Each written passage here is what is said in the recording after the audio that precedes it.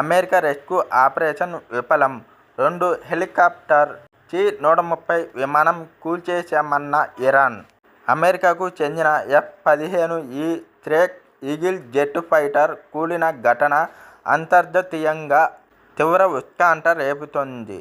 ఈ జెట్ ఫైటర్లోని రెండో పైలట్ను రక్షించినట్లు America చెబుతుండగా, rescue కోసం వచ్చిన 2 హెలికాప్టర్లు, 1 ట్రాన్స్పోర్ట్ విమానాన్ని కూల్చేశామని ఇరాన్ ప్రకటించింది.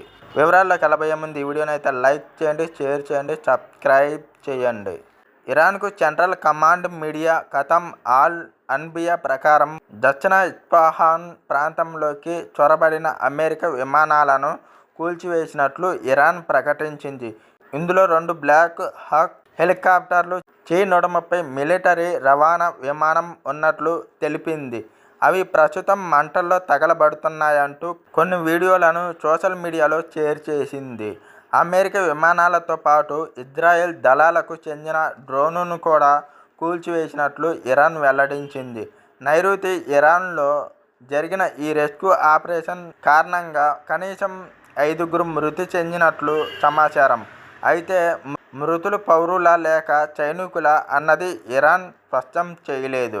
ఎడారి ప్రాంతంలో అమెరికా విమానం శిథిలాలు చెల్లాచెదురుగా పడి ఉన్న ఫోటోలు, వాటి నుంచి ఎగిరి పడుతున్న పొగను ఇరాన్ మీడియా బయటపెట్టింది.